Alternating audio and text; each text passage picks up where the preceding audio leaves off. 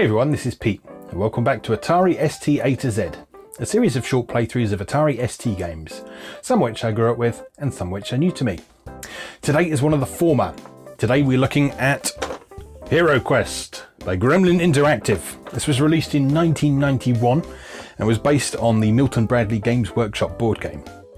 If you're not familiar with HeroQuest, it's basically designed to be kind of an accessible way into role-playing games, if you like. HeroQuest is a dungeon crawler that unfolds on a static board, but you have a book of quests that sort of tells one dungeon master player, I think he's called the Evil Wizard in HeroQuest, Morcar, the Evil Wizard, that's it. He lays out things according to the map and according to where the hero players have their pieces on the board, moves the monsters around, and yeah, it's a competitive game, sort of up to 4 player characters playing their heroes and 1 dungeon master. So you can probably see the connections with role-playing games like Dungeons and Dragons there. And it was really popular at the time. It was from an era of Games Workshop that I think back on very fondly. Sort of with their current focus on sort of tabletop war games now, I've never really been into that side of things, but HeroQuest I was all about. I loved my dungeon crawlers. So the release of this home computer version by Gremlin, probably the most interesting piece of trivia about it is that this is the reason that Quest for Glory by Sierra is called Quest for Glory. Originally, Sierra released the first Quest for Glory under the game Hero's Quest, but the name HeroQuest was obviously trademarked by Games Workshop at the time. And when this computer game came out, they sort of had a leg to stand on and say, hang on, we own that. You can't call your game that. So yeah, that ended up causing Sierra to call Quest for Glory, and that's much better known by that name today. The HeroQuest computer game is a very, very true adaptation of the board game, almost to a fault really, in that it's not really trying to be a computer role-playing game, it's trying to be a digital version of the tabletop game. However, it did do a couple of interesting things, probably the most significant of which was the fact that although it incorporated all the same quests as the board game, it had completely different map layouts, so that if you were familiar with the board game or you had the quest book to hand, you couldn't cheat. You had to actually navigate your way through the dungeon and find things out for yourself. It was widely praised at the time because it was a really solid adaptation of the board game, and also for its atmosphere and presentation. It's a really beautiful game that I've been looking forward to revisiting. So before we do that though, let's have a look at the box.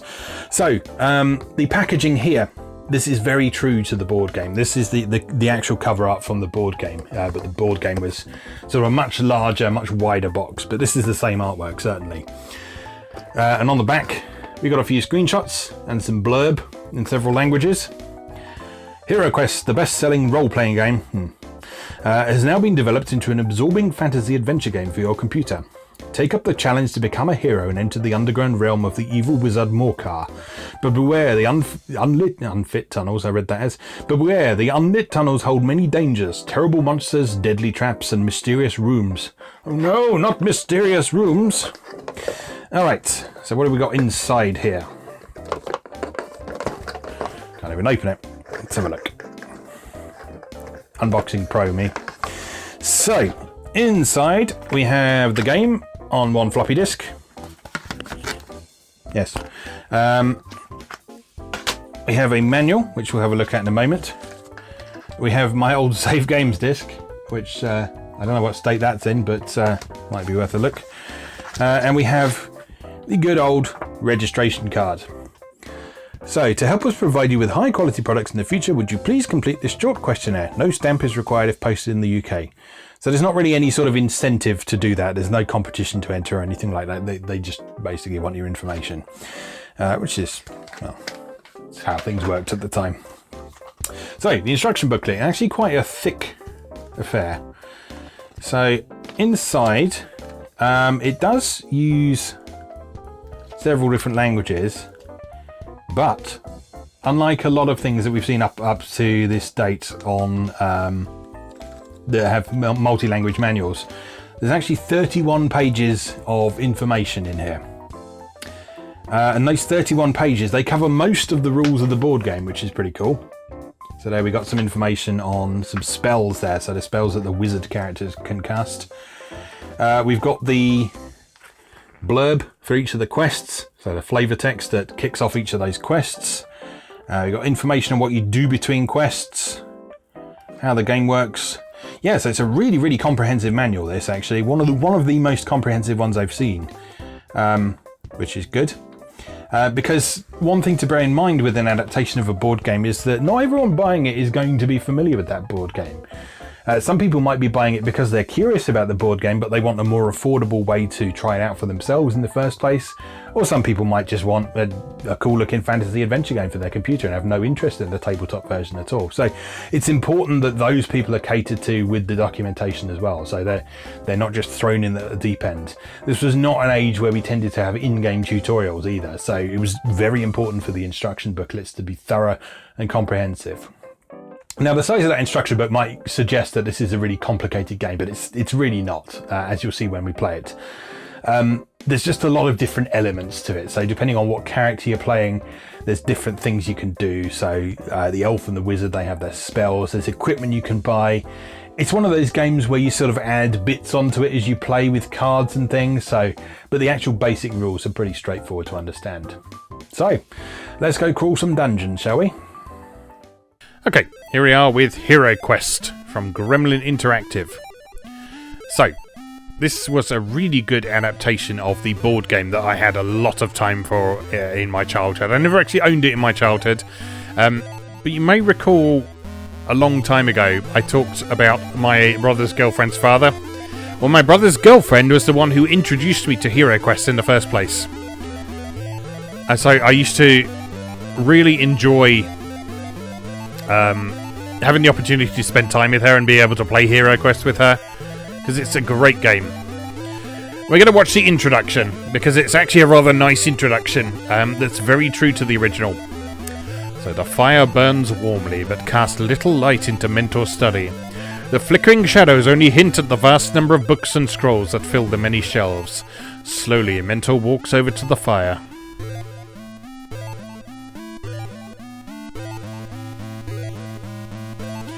Well, my friends, your training is complete. You are not yet heroes, you have yet to prove yourselves.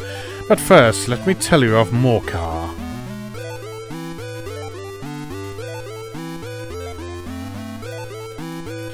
Many centuries ago, Morcar was my apprentice.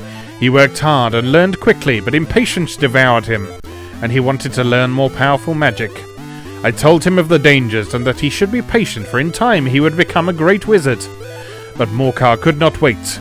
Each night he broke into my study and read my spellbooks. The secrets that were held within them were great indeed. Once he had learned these secrets, Morcar fled.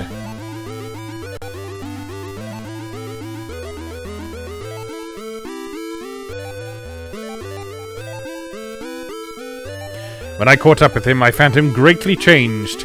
He had pledged his allegiance to the great powers of chaos.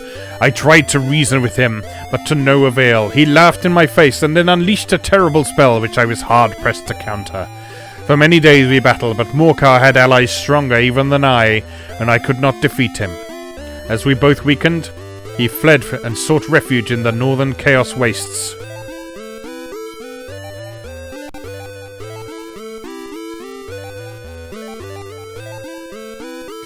There, he licked his wounds, honed his skills, conjuring ancient powers with which to overthrow the Empire. They will serve him while it suits their own dark purposes, but in time they will destroy him.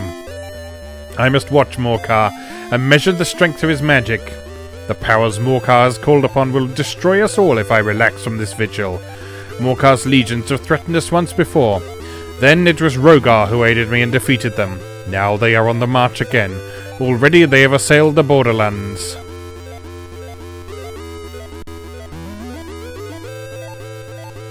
The Empire must again look for heroes, and to this end have I trained you. Each of you must complete 3 tasks. If you do this, you will be acclaimed as champions of the realm and dubbed Imperial Knights. Then will you truly be on the road to becoming a hero. I shall speak with you again on your return. If you return. Okay, so that is the setup. That was the setup from the original source material for HeroQuest, so the quest guides and so on. And this game follows the same formula as the board game. But as I mentioned in the intro, for those who were familiar with the board game, yeah, there are differences in the map and so on. So, right. Now, can I remember what all these different things do? Okay, so this is the screen where you can select which of the characters you're going to be using. So, let's bring them all in so you can see what's going on. Right, what should we name our wizard? We'll call him...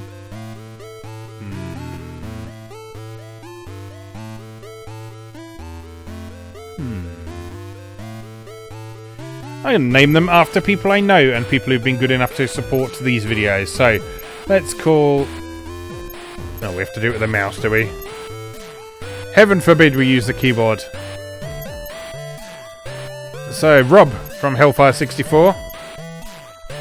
You can be the wizard. Elf can be Puppy Gaming. I've seen you around for a while. It'd be nice to see you again. Dwarf, you can be Dynasty.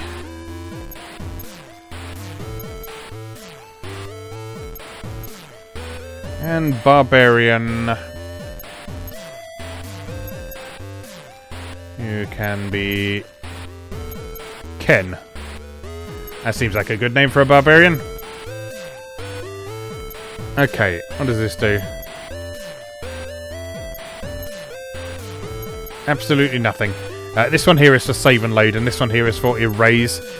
We're just going to be playing the first scenario today, so we don't need to worry too much about saving and loading. Here we have the shop. Having just started the game, we don't have any money to spend on these. So obviously we can't buy any of those, but when you get sufficient money, you can spend your gold on those pieces of equipment and items. Okay, and they did release a couple of expansions for the game as well, again based on the expansions for the board game, and this is where you can load those in. So I don't have one of those at the moment, so we'll just cancel that. And let's go do a quest. So wizard, choose your spells. If you've never played HeroQuest, the wizard was able to choose, I think, 3 of these. So the wizard... The elf gets to take 1. And the wizard gets the other ones, I think. So the elf can take air. Is that right? No, maybe the wizard just gets more of them. Okay, so we start with the maze. This will be your final test before you set forth. Be sure to use all the skills that you have been taught. You must attempt to find your way out. Several monsters have been placed in the maze. They will try to stop you, so take care. Whoever finds his way out first will be rewarded with 100 gold coins. This may be used to buy equipment for the adventures to come. I understand, Mentor. Okay, so we're into the game proper. So, because this is like a test for the heroes, they start in different edges of the map. And this down here represents a dice roll. So it's effectively two d6s. And you use that for movement. And so before we move, we can look at these various icons. So up here we have who we're playing as, how much gold they've got, their body points, which is their hit points, how far they can move, which is what we just rolled on the dice, and their mind points, which come into play in a couple of scenarios, but not that much. So down here, we can look at the map. So we can see where the different characters are. So here's the barbarian. Here is the elf. Here is the wizard. And here is the dwarf. These bits here, these are fallen rock that you can't go through. And so you can see the open areas are where we want to be heading for, because that will allow us to explore. These options here, this allows us to search for treasure in the room we're in. This allows us to search for secret doors. This brings up our inventory, but we don't have anything, so nothing we need to worry about there. That one there, I don't remember offhand, so I'm not going to click it just yet. Let's head in this direction. And before you finish your... I think that's probably finished turn, isn't it? So, what we can do, if there's nothing to do, you may as well search for treasure. Is in the game, that would allow you to draw a treasure card. And then you can check your inventory to see what you've got. Obviously no point using a potion of speed right now because we've already done our movement. And so let's just end our turn. Okay, so Dwarf's turn. Or Dynasty's turn, I should say. So he can either head north or east to find a doorway. I think the north one is closer, so let's go in that direction.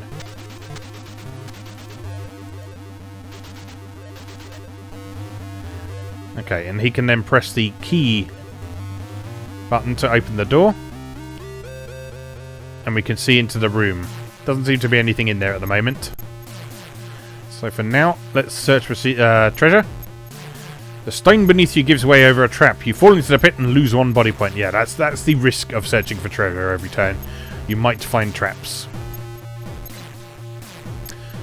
Okay. Puppy the Elf's turn. Right, Puppy the Elf has the ability to cast spells. So he has these 3 wind spells to choose from. Right, his best bet is probably to head south, I think. So let's take him to the south. Open the door, and he's got enough move to go and have a look in there as well. So we check the map.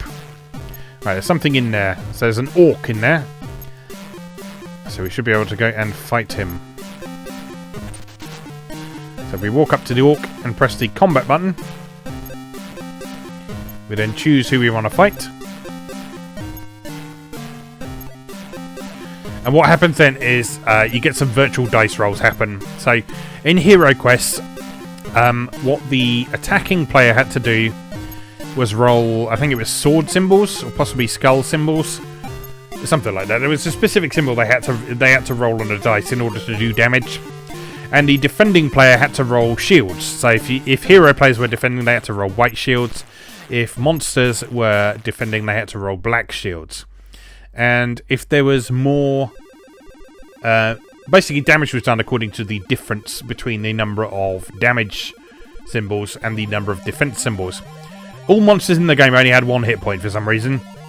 And so if heroes did any damage to a monster, they would kill it.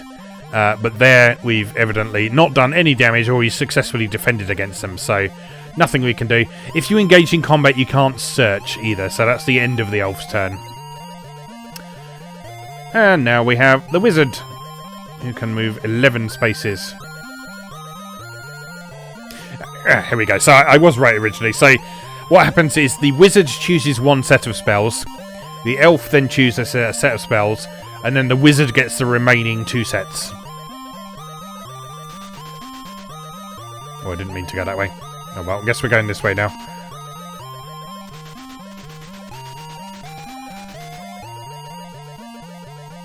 A door! What do we have in here? Another orc. Right, so if I head in here...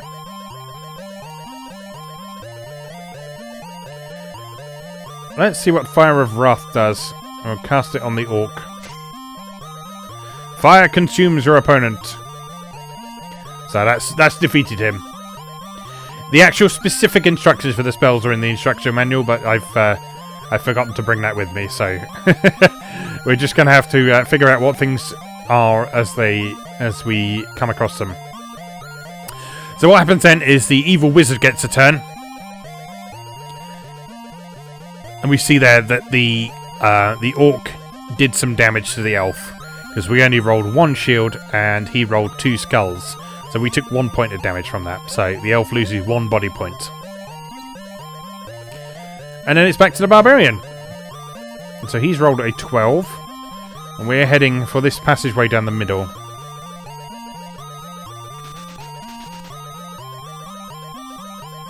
Which is blocked. But we can open this door and go and take a look in there. Nothing much going on in here, so let's open this one. And it's an orc. Let's fight.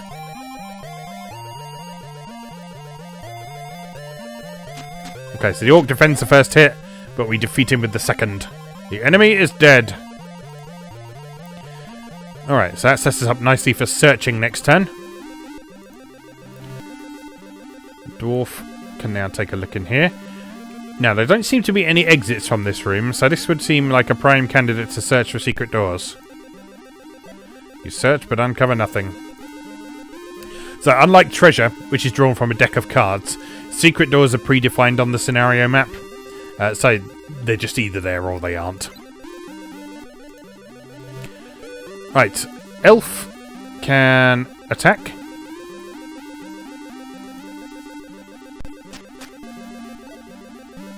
And the enemy survived. So we may as well just keep moving. And the orc will probably come and chase us, but... well, we don't need to worry about that too much, because orcs aren't terribly tough. Okay, and that is the elf's turn. Now what you can do, if you don't want to use the arrow keys, you can just click on a square as well. And he will automatically chart a route there.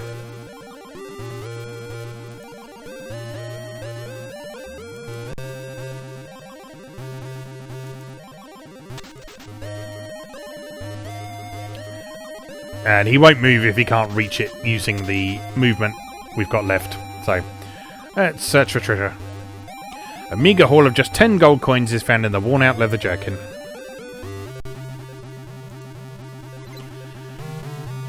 Okay, so the orc hasn't come after our elf, which is good. Let's search for secret doors in here. You search but uncover nothing. Alright, so this place is a bit of a red herring then, so let's leave.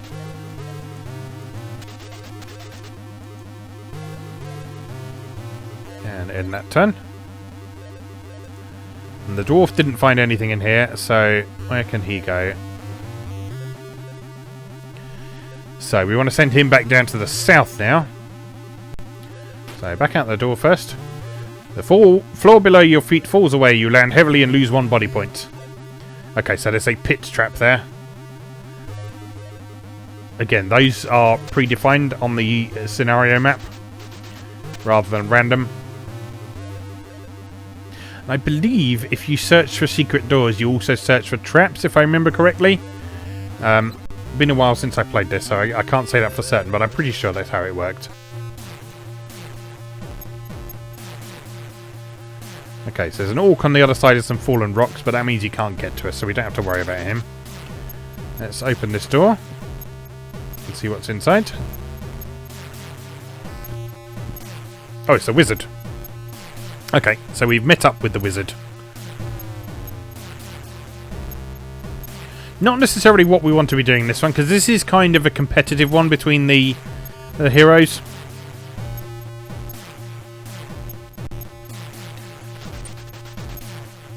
But sometimes there is strength in numbers.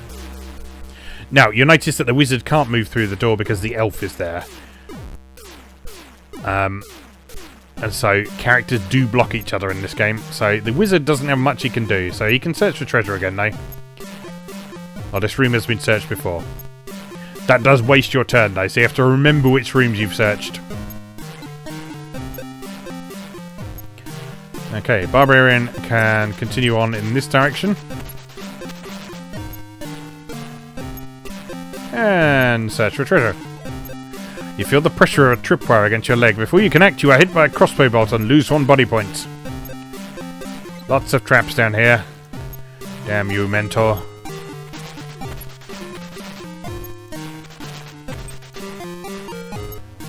Okay, let's have a look in here.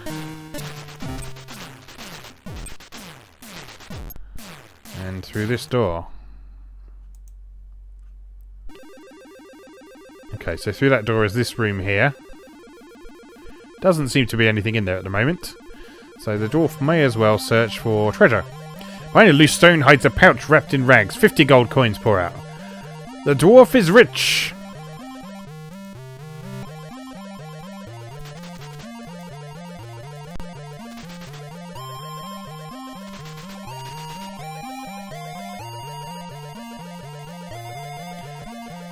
Okay, so... Well, there must be a secret door somewhere then, because the elf and the wizard are kind of trapped in this corner otherwise. So, there's probably not one here. So we'll search for treasure for now. Tucked into the toe of an old boot is a valuable gem. The stone is worth 50 gold coins. Okay, great. There's no point in the wizard following the elf because he can't walk through him, so may as well just continue back in this direction. So, is there a secret door in this room is the question. You search but uncover nothing. Pity. Alright, onward.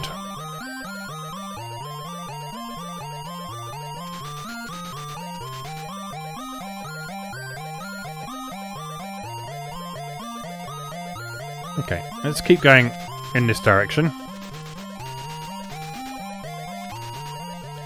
And we may as well search for secret doors up here. You search but uncover nothing. Okay, not going well for many people at the minute. I think the dwarf is probably in the best position at the minute. Because he seems to be making the most although he's found a dead end now, so... Okay, attack! So, Orc defends the first hit, but takes damage from this second, and is defeated.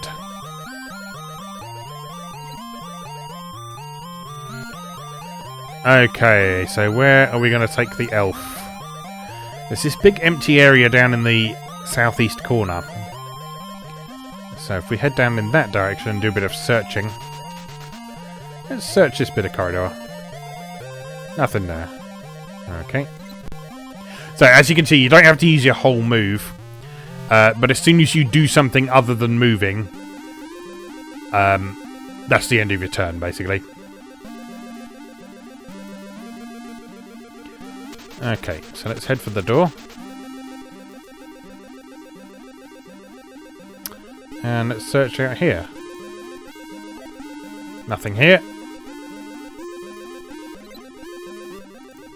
Okay. Get him, Ken. Oh, now he's in this part as well. So they're all stuck in this area where there doesn't seem to be any way to proceed forward.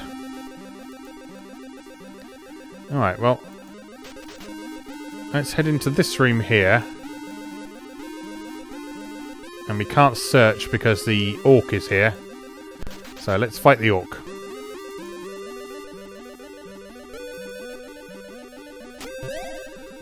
A flawless victory from Ken.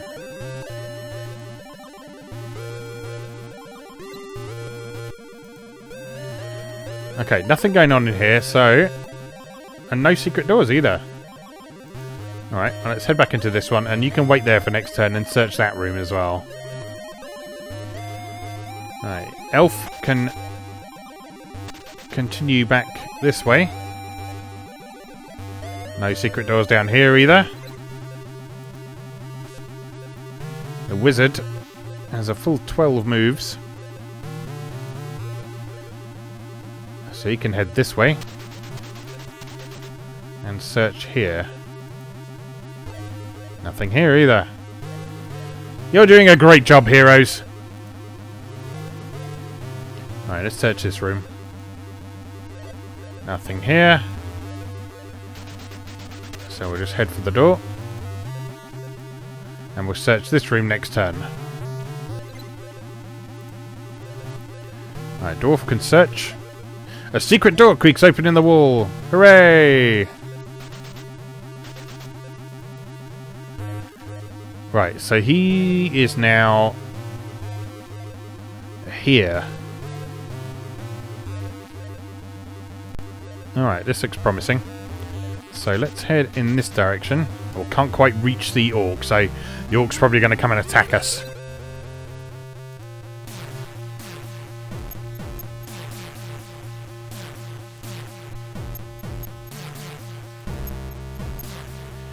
Okay, send the elf around the corner. And it's the wizard. Hello. Oh, you can actually pass through another character. You just have to be able to get through them. So, if they're standing in the doorway, there's no way of seeing that that room beyond, so you can't click on the space behind them. Alright, well, neither of you seem to be doing anything productive down here, so I guess I don't know where to send you, really. Maybe up towards those rocks.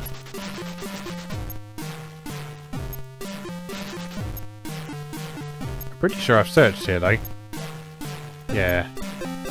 Okay, well that was a waste of a turn.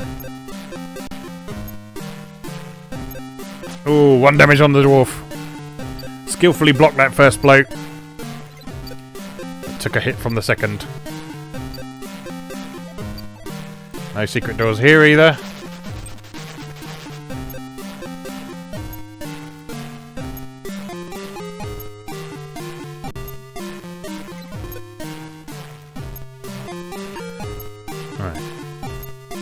So let's beat up this orc.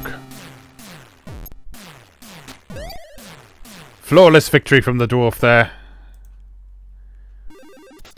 The orc didn't stand a chance. Oh, he's found the way out! You're the first to escape the maze. You're rewarded with 100 gold coins. You've escaped the quest intact. Well done. Oh, but the others have still got to get out as well. Okay, so how the hell do they get over there? Please tell me they don't have to come all the way up here. Well, there doesn't seem to be anything going on down here, so I guess it's going to have to be that way, isn't it? So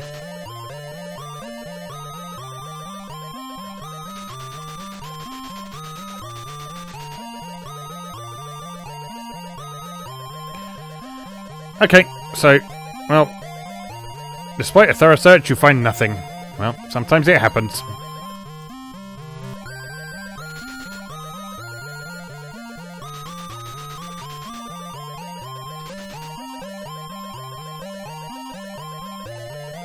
As you are busy searching, a monster stalks up on you and attacks. It's a wandering monster. Oh no! Oh, stunning defense from Rob there.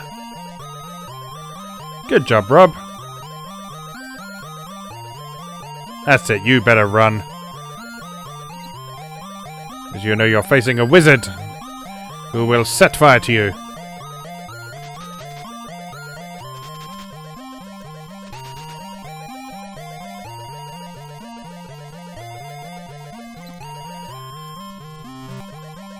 Okay, so this was the only slightly annoying thing about the original HeroQuest, the whole roll to move thing. They actually changed that in the subsequent, more complicated game, Advanced HeroQuest, which was much more like a conventional role-playing game. So that ditched the roll to move thing, and you had a flat movement of 12 spaces when you were exploring, and you had a speed rating in combat, which reflected how far you could move in combat.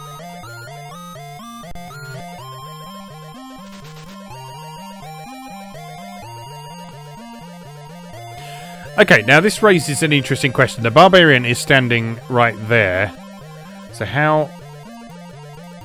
I don't believe there's actually a way you can make the elf move past him if you can't see him. Which is a slight problem. Can we attack the barbarian? No, you can't. That's a shame. Alright, so I guess you're just going to have to sit there. And wait for Ken to get out of your way. Oh, no, I tell you what the wizard can do.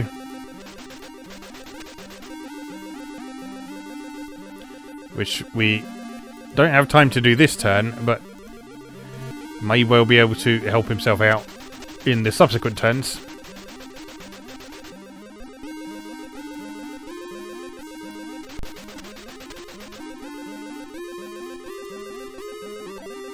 Luck is with you. A small treasure chest contains 100 gold coins.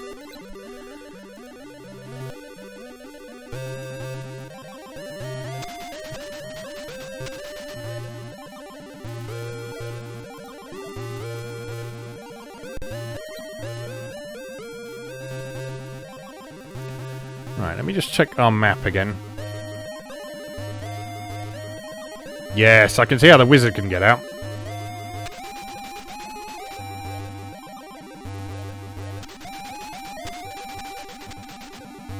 Don't think we can do it this turn, but if we roll high enough, we should be able to do it next turn.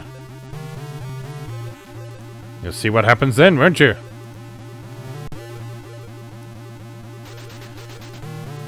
Oh, and Ken, you lumbering oaf.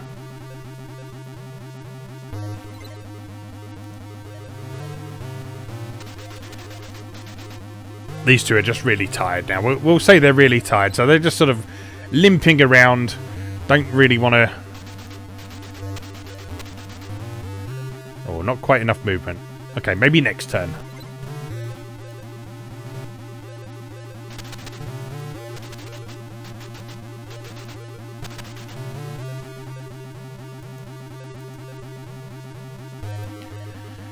Okay, I don't think there were any secret doors in these rooms, but oh, it can't hurt to have another look while we're here.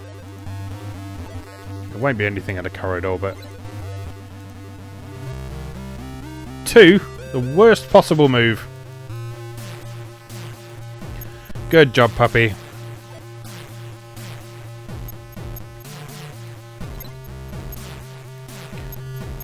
Alright, let's see if this works. I cast... Oh no, I clicked on the wrong thing. Don't want to heal body. I cast Pass Through Rock.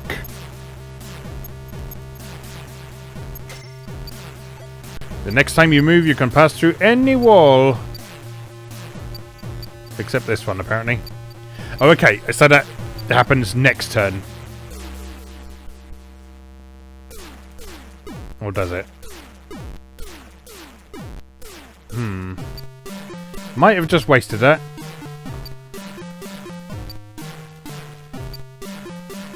Because I thought I would be able to pass through this rock here. But that doesn't look like... however, I might be able to pass through this wall up here. Except I've already cast a bloody spell, haven't I? Fuck. Oh well.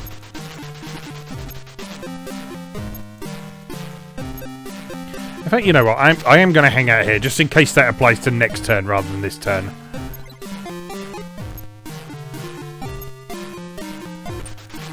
Right. Is there a secret door in here? There is!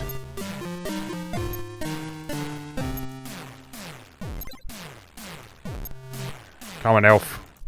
You can overtake that big lumbering oaf.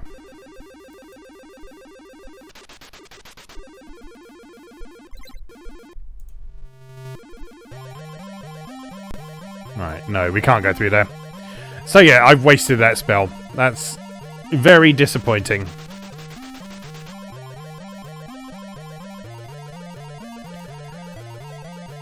I am going to blow up this orc in protest. There we go. That feels better.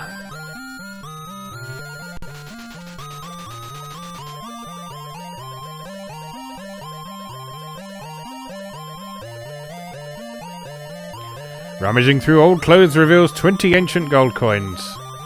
Doing pretty well for treasure. So yes, the dwarf may have got out with his bonus of 100 gold coins, but he didn't find very much treasure, did he? So I'm pretty sure I searched here already, but it can't hurt to try again. Yeah.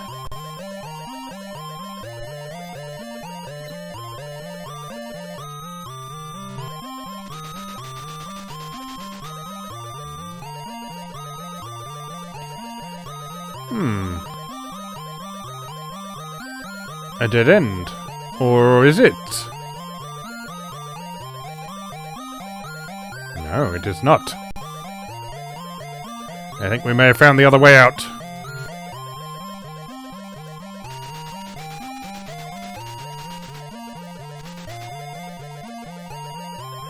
Hold on. You've gone too far, you stupid elf.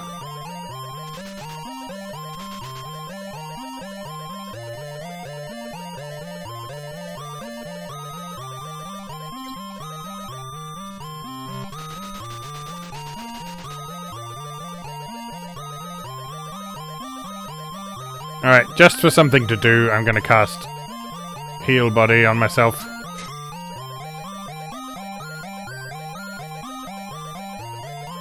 Except thinking about it, I don't think the wizard had actually taken any damage, had he?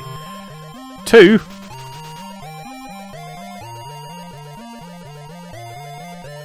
A leather bag hanging on a wall contains a potion. It is heroic brew. I forget what that does. I think that might be like a... It sort of improves your chances in combat or something like that.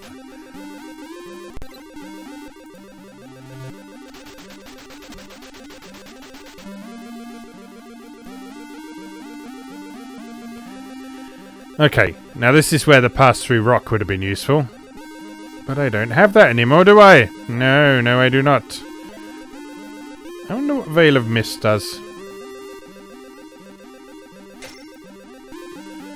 As the mist swirls, you fade from enemy view. Okay, so that just lets you hide from enemies. Not especially useful in our current situation, but, well...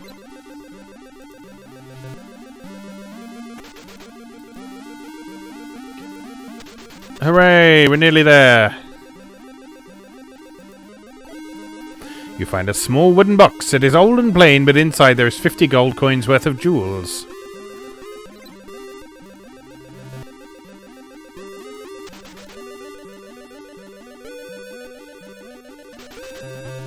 Yeah, a nice little haul of treasure along the way.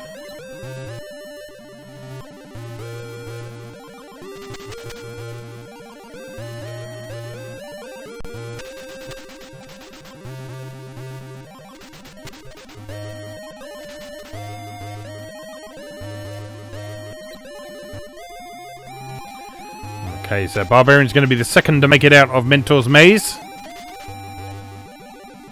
You have escaped the quest intact. Well done. I should have checked where that other door goes, shouldn't I? That might have provided some hints as to where the actual other way into that area is. Oh, you're just going to limp all the way to the exit, aren't you?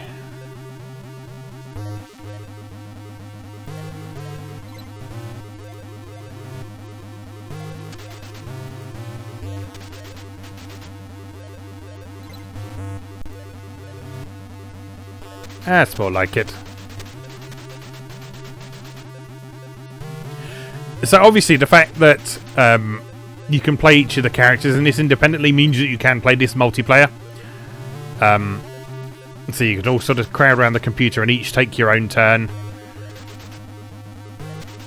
And have an experience very much like playing the board game. The only difference is all of the evil wizard stuff is taken care of by the computer. So there's no way for another human player to take control of the monsters, for example, which is a bit of a shame, but understandable.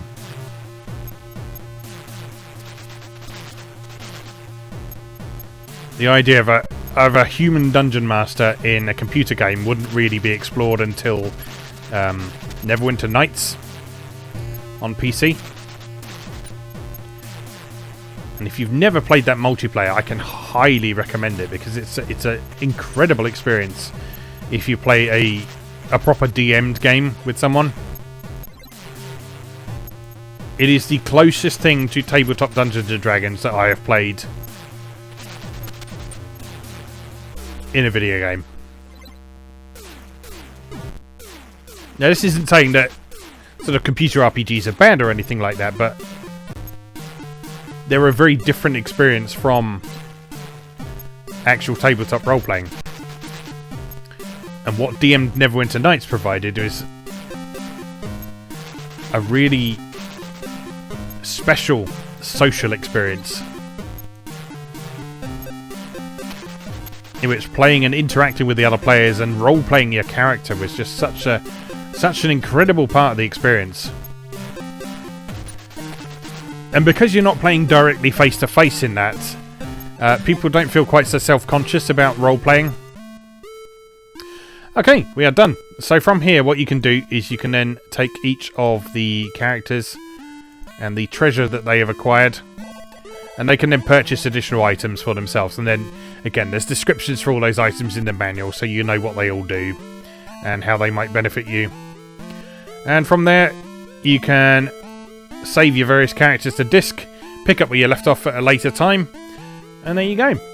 So that is HeroQuest from Gremlin Interactive. This is a really good adaptation of the board game. So, drew some criticism from certain quarters for being a little bit too close to the board game in some ways. Like, they could have probably ditched the roll to move thing, but I mean, that might have affected the balance of quests like the one we just did there, where it's an actual race to get out. But yeah, on the whole, very good. I really enjoyed this back in the day. Really enjoyed the board game, but very much liked the computer game as well, because it was something that I could play without having to worry about having to have friends over to play it with me. Because there was always a minimum of 2 people required to play HeroQuest on the tabletop, but this you could obviously play solo. So, alright, that just leaves for me to say, as always, thank you very much for watching, and I'll see you again next time.